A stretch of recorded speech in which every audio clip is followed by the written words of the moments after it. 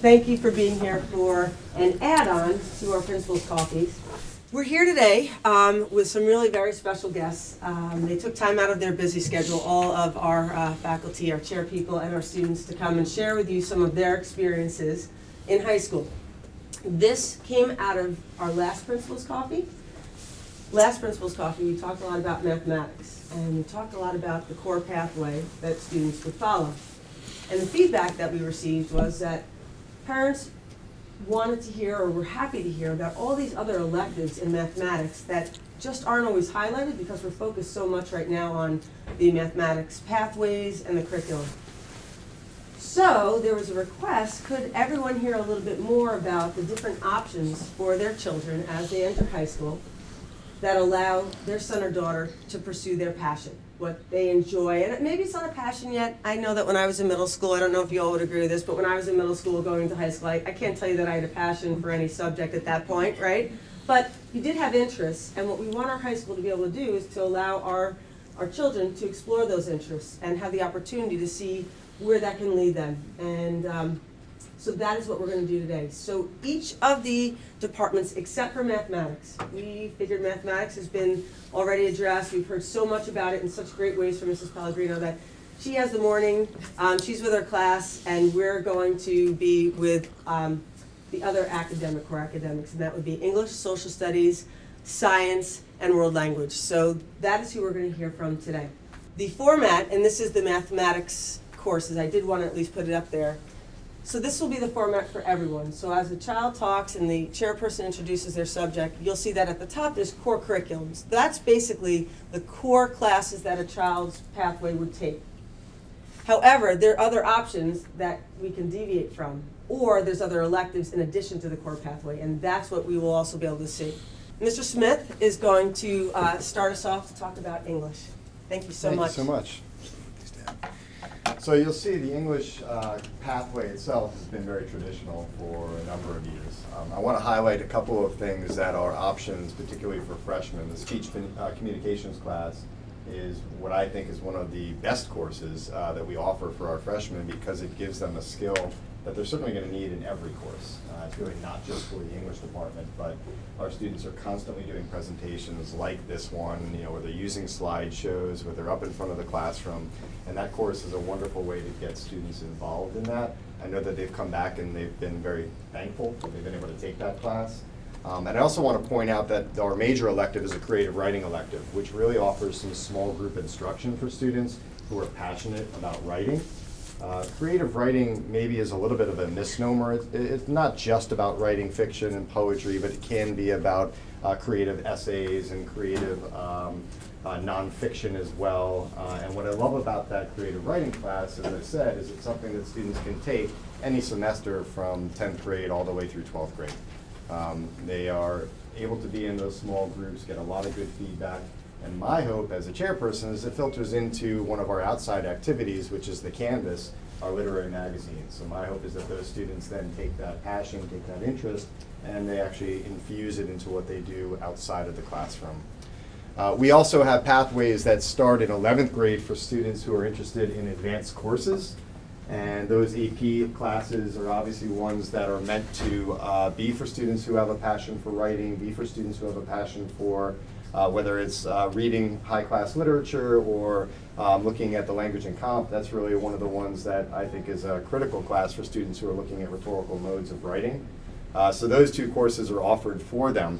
But I asked Mia to come with me today because she has sort of a couple of different things that she's been able to do as a student at the high school that demonstrate how a student might come in with a passion for reading, written word, writing, humanities, and take it into a different place. So if you don't mind, I'd like you to talk first about your experience as a writer for the Oracle. Okay. So I joined the Oracle this year. I couldn't do it last year because I was a new student, and so I kind of came in halfway through the year. I've always had a passion for writing creatively and specifically the media. And so through the Oracle, you sort of get a lot of freedom. You can write about anything happening within and outside of the school, or you can choose some topics that they provide for you. And I think it's a great way to sort of further your writing capabilities and just explore that passion within the school setting. Perfect. And I'm going to jump to our next slide, which is really something that dovetails from this.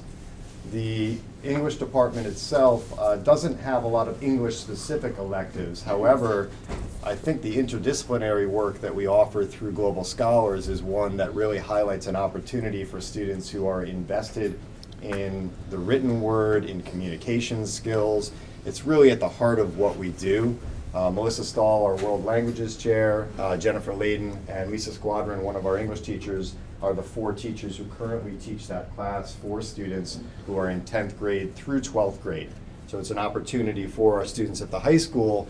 And you'll see up on the slide there, it has 3 different components. The first year is what we call a seminar course, which really offers students a chance to investigate some of the most pressing issues in the world today. We focus on everything from human rights to poverty, and right now we just started a unit on the environment. But it comes from a multidisciplinary angle. There are times where the knowledge of Spanish gets incorporated into lessons that we're doing. Certainly history plays a role in that as well. And English is one of the things. I don't know if you guys want to add something to this. Okay. The second year itself is our action research component. And this is really a year where students are able to pick a topic that they are passionate about. So as Ms. Lapple suggested at the middle school, maybe she wasn't there with her passions right away, but by the time that student comes to our second year in the program, they're presumably going to be juniors or seniors. This is where they become invested in something that they are interested in. Mia is a first-year student in the program, so I actually want her to speak a little bit about a recent project that she just did, so you can get an idea of the kind of work that students are doing in the class. So if you don't mind, will you talk about Youth for Yemen? Sure.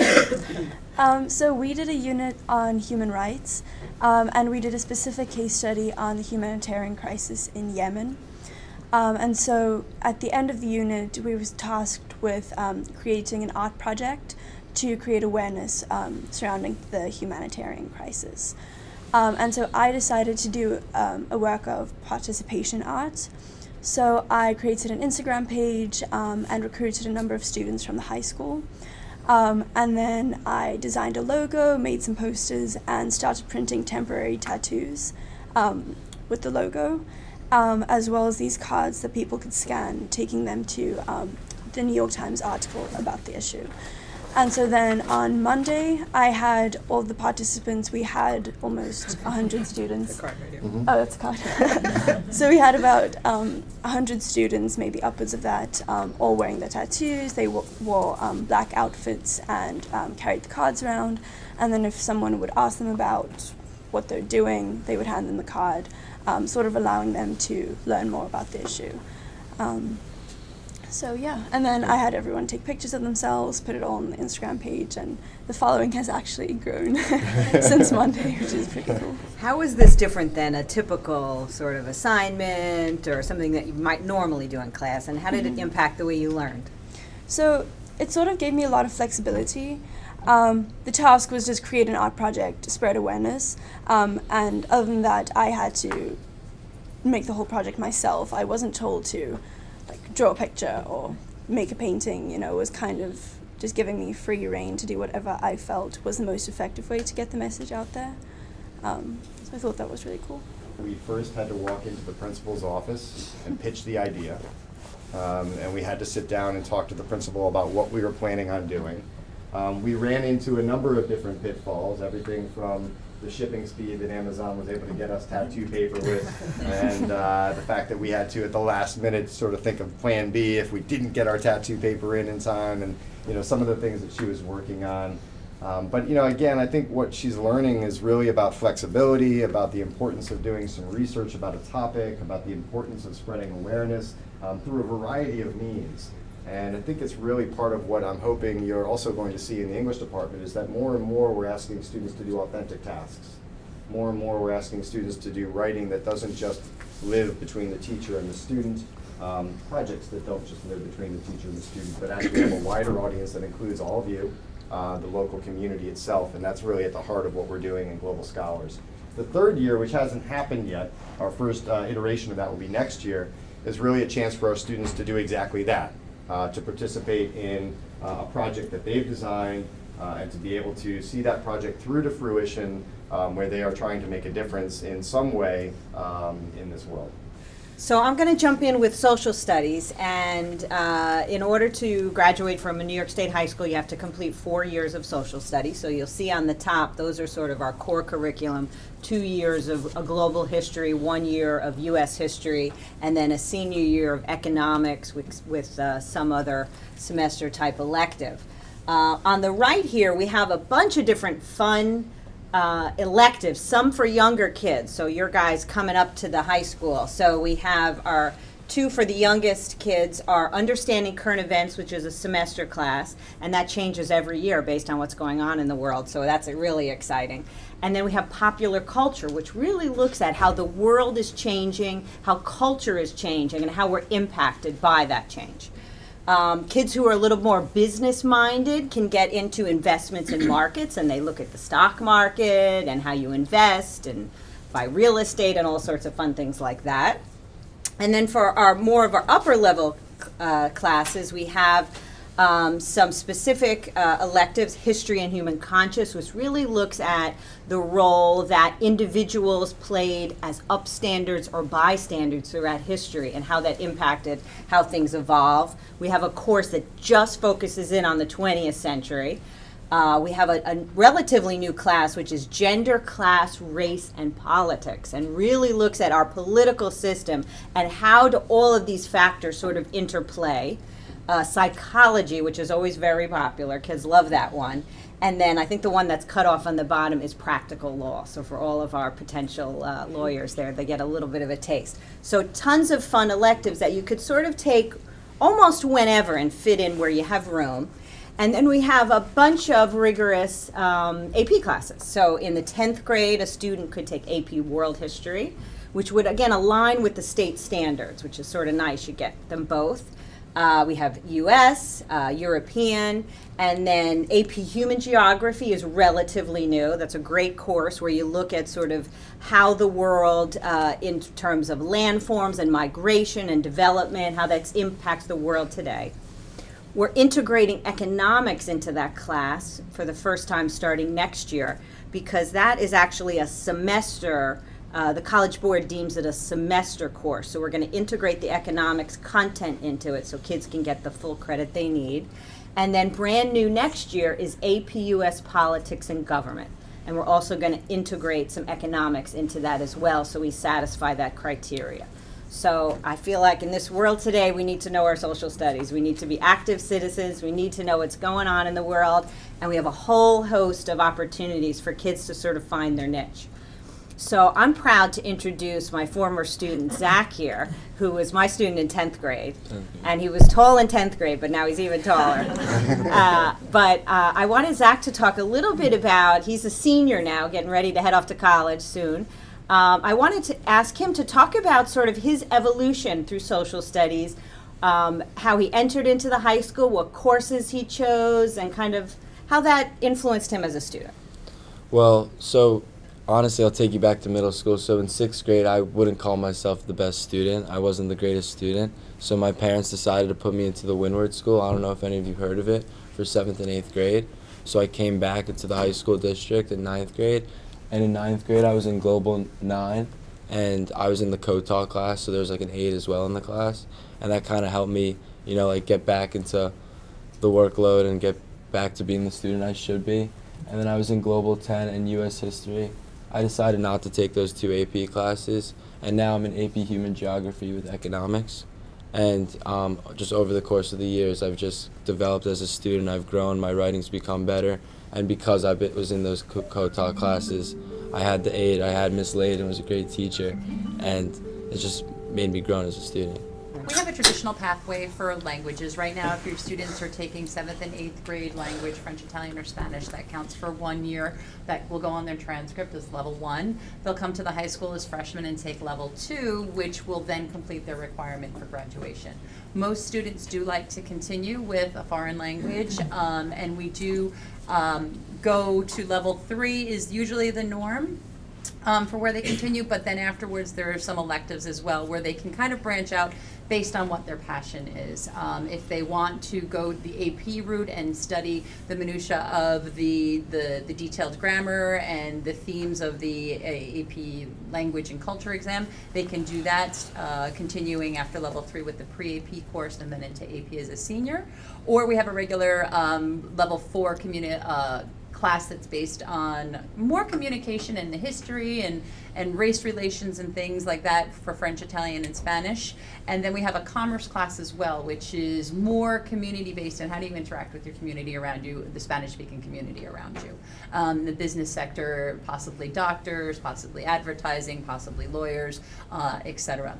The communications class up on the right is our co-taught class between a special educator and a Spanish teacher. It's only in the Spanish that we have that. The third year is not a co-taught class. Those students have learned the skills necessary to learn language on their own. And again, the year 3 is based on how do you interact with the Spanish-speaking community that's around us. I brought Luke Gordon here today, who is a senior, because one of the things, although we look very traditional in our layout, one of the things that the foreign language department does do is that we allow flexibility within that. So we have many heritage speakers of French, Italian, or Spanish that are in the middle school, and fortunately they don't take that language that they are the heritage speaker for here in the middle school. I have some Spanish speakers who've decided to take French or Italian, and then what happens when they come to the high school, they say, I want to take a second language, and that becomes their elective. And they take a little assessment, a placement assessment, where we could say, oh, you know what, you're a great heritage speaker, we're going to put you in level 3, or we're going to put you in level 4, or would you like to pursue the AP route, however that would be, and there's some flexibility there. So we have right now about 25 double language students in the high school.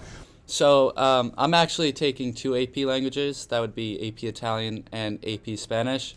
And I know Ms. Stahl said that typically we have a pretty traditional structure as to language in the high school, but I would say that my path wasn't exactly traditional. So what I did was I started off with Italian in 7th grade, and I'm still studying that now, of course. But after 9th grade, I decided that I wanted to take a second language, which is something that I think a fair amount of people choose to do. And so in order to do that, you are essentially given the materials that you need to be prepared for the class, because you're placed into a level 2 class to begin, since there aren't level 1 classes offered at the high school. And so I did everything I could with the materials over the summer, and I started my 10th grade year in Spanish 2, which was the language I picked up, and Italian 3, which was the language that I'd been studying. And after my first semester in 10th grade in Spanish, I actually had a conversation with Ms. Stahl, with my Spanish teacher, Mr. Young, at the time, and they said that if I wanted to, I would be able to actually move into a Spanish 3 class, so I could potentially be on the track to take AP Spanish in my senior year, which I am now. So that meant studying the second half of Spanish 2, which I wasn't taking, of course, because I was jumping into a Spanish 3 class, and the first half of Spanish 3, which I had missed because I was taking Spanish 2. And so that was an interesting transition, but that's the flexibility they offer. And I have known for a long time that I have wanted to be able to speak another language, 2 other languages even, and so the flexibility provided by the language department at the high school really has sort of made that start to happen for me. So I did transition into the Spanish 3 class and take Spanish 4 pre-AP, Italian pre-AP, and now I'm taking the AP classes for both those subjects. So it's been a really great experience for me just to be able to sort of start to actually communicate in another language. And something that I would point out about the AP language classes is that when you think of studying a language in a classroom, you know, oftentimes you think of doing grammar drills, memorization, all that kind of stuff, but really by the end of last year for me, going into AP, that stuff sort of seems to fade away because you've learned most of the skills necessary to communicate, and the way the class is run is really, you know, the teacher has less and less of a role as the students engage in more and more discussions. So we'll actually have times where our teacher will just ask one of us to essentially lead the class, and then we'll speak for the entire period amongst ourselves. The teacher might chime in a little bit, but we're just communicating another language, and that's something for me that I've always wanted to be able to do, and being able to see that actually happen has just been great. So in science, there's 3 credits that are required for graduation. New York State usually encourages middle schools to try to offer accelerated pathways, so that's why we do offer a high school science course at the middle school for acceleration for students that are ready to be placed in that. And I'm here today with Greg, who is going to share with you his pathway, because Greg was a student that did take an accelerated pathway in the middle school, and he'll explain to you how he used that and what benefits he felt it afforded him at the high school, because it's a little different than maybe some students that take it and then use it to fill in their upper level years at the high school with APs. But in the middle school, we do have an accelerated earth science opportunity, which would be mentioned at the high school on a transcript as transfer credit. And then we have the on-level 8th grade physical science, which is not a high school course, but it's a very solid fundamental science course that focuses on the physical sciences, and the students do take a state exam at the end of the year in that. And I think what I would like to convey to everybody is that sometimes the students get caught up in thinking that the placement in an accelerated course or not is really something about them personally, that there's like either a deficit or not. And we want to continue to try to eradicate that sort of stereotype or that brand, because it's about readiness and it's about learning science at a level where the students are going to enjoy it and feel success. And our 8th grade physical science program is a very robust curriculum. The students do a lot of inquiry-based activities, and they learn science at a very rigorous level, but it's just not a transfer credit. And there are benefits to a certain extent for taking an accelerated course, but not always. And Greg is going to speak to his experience with that. But if students take either physical science or earth science at in the middle school, that kind of dictates what options they have in their freshman year, because there's 3 credits that are necessary for graduation in science. So students have to satisfy those 3 credits before, well, not necessarily before, they have to satisfy those credits, and then they can use the additional years that are available to have electives. But there's also our science research program that they can take concurrently with their core science courses, which I'll talk about in a few moments, the science research program. But students also take electives simultaneously with other core science classes. So in science, just like some of the other subjects, there are multiple opportunities for students to take science classes at the same time with their graduation requirement core science, and focus on science if that's something that interests them. So if a student is taking on-level 8th grade science, they would then go on to the high school and take earth science. If students are taking earth science here at the middle school, they would then go on and take biology. We have an advanced accelerated level of science classes at the high school that has the notation of an A after that, which is biology A, chemistry A.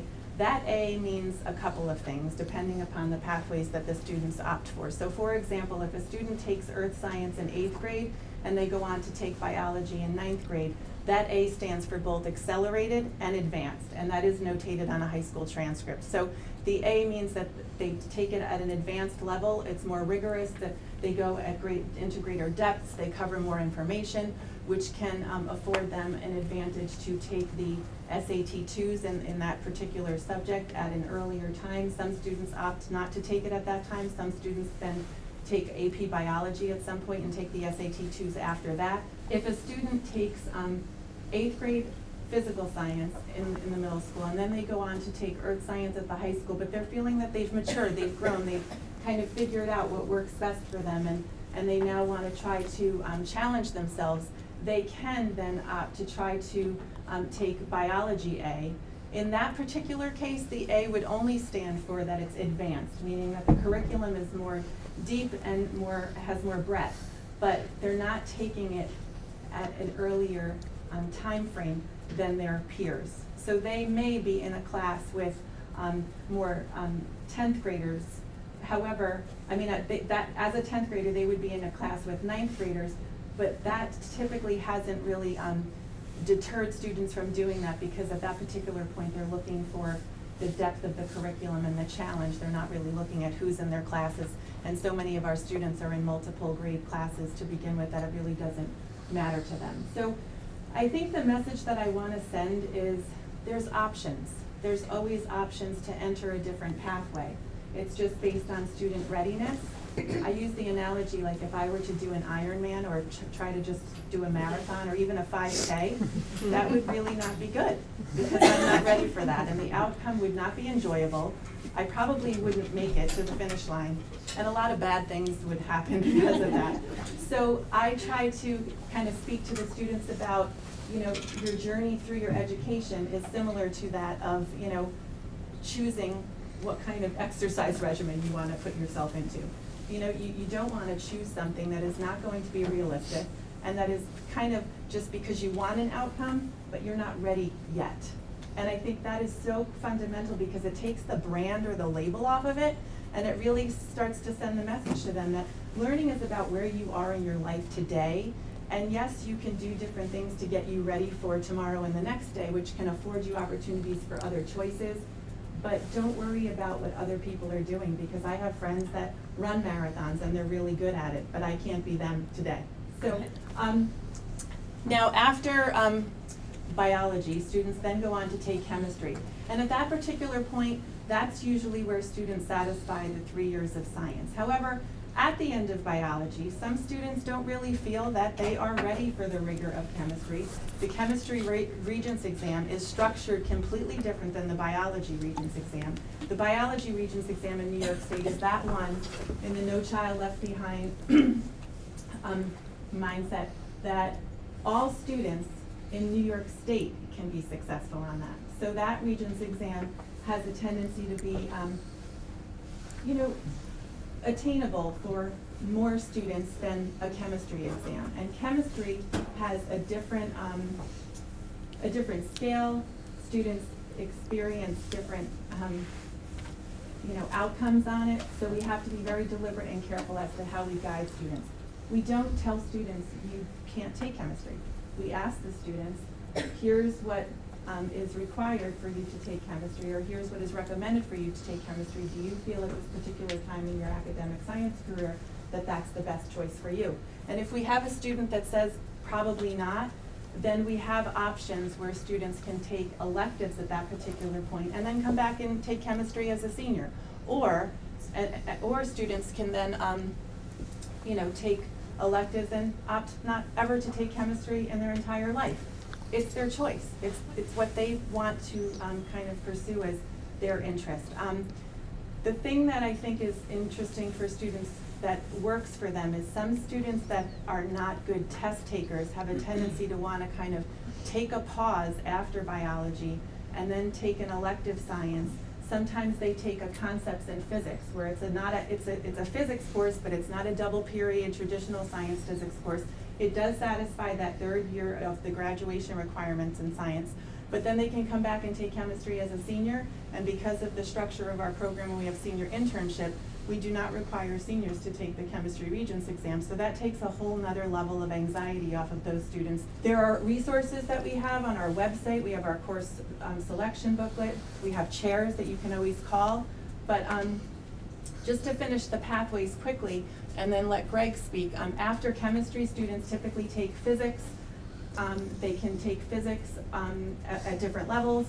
They can take electives and not take physics. I mean, there's so many different pathways. There's not a traditional path, and that's why to kind of speak to a mass, it's difficult and time-consuming and almost confusing.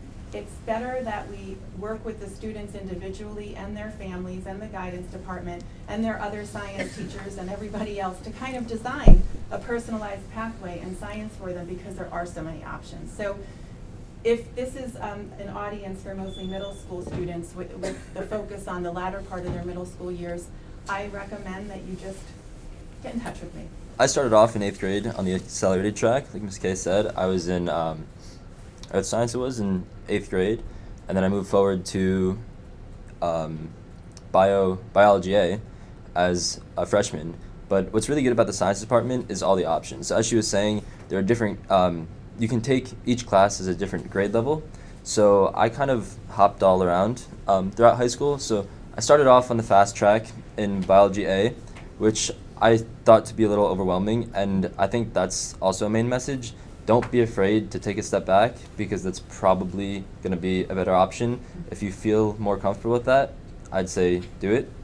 I know it's kind of hard to get into that mindset, especially in this area where everyone's very competitive, but it's I'd highly recommend taking a step back if you think it would be beneficial for you, just for your child.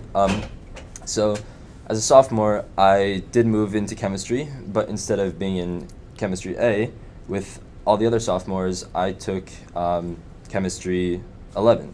So as a 10th grader, like Ms. K was saying, I was with a lot of the juniors. And I actually thought that was a really refreshing experience, because although it may seem intimidating at first, and sure, maybe the first few days you're not most comfortable, but it also teaches you to interact with other people that you may not have been surrounded with through the rest of your school career.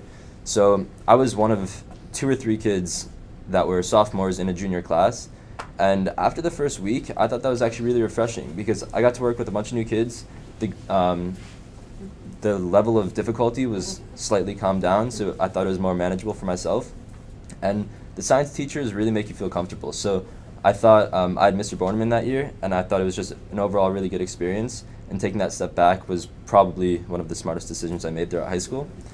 And then moving forward to last year as a junior, I did take physics, but again, I was with the seniors who were taking physics. So as you kind of progress, at least in my experience, there were more people that were taking a step back. So last year, there were probably 4 or 5 kids instead of just 2 that were juniors in a senior class. And again, similar situation. It's a really comfortable experience being with people that you haven't really been with. It's kind of comfortable. The teachers handle it really well.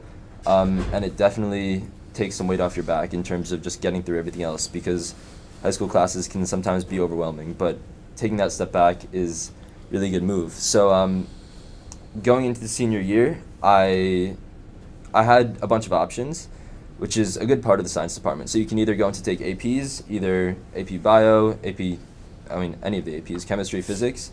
But I actually decided to not take any of those, because you don't have to. And why? There's no point in just forcing another AP if you're not actually interested in it. So that's another thing. It won't always hurt to take the step back. I'm in one of the electives, Science, Technology, and Society, STS, as she was explaining. I took STS1 first semester, and now I'm in STS2. And I find that to be one of the most open classes that I've taken in high school. The environment is really good, and Ms. K as a teacher kind of leaves it open for the kids to have a little bit more free reign than a traditional science class, because it's not a graduation requirement. You have some more flexibility. So those 2 classes specifically, I would highly recommend. It's people from, I don't know if there are any freshmen in the class. No, but there's 1 sophomore. Yeah, mostly so juniors and seniors. Right, anywhere from sophomore to senior year, you can take this class, or you can take both of these classes, which it's a really nice break from a traditional science, and it's a really open environment for you to kind of, for your kid to explore really whatever they're interested in, aeronautics, forensics, and just have a little less stress than a traditional class. So I would say my main takeaway is the science department has a lot of options, and don't be afraid to use those. You don't always have to go into the top, and you don't always have to go into the second top, whatever. It's okay if you have to stay grade level, or if you are advanced and then take a step back. They'll work with you to figure out what works best, and Ms. K usually has a pretty good idea of what will work for the students. So if you have any questions, I'd say she can definitely help you out, and I'd recommend taking advantage of that. Well, thank you so much. I think you guys are great. Thank you so much for coming today. Thank you.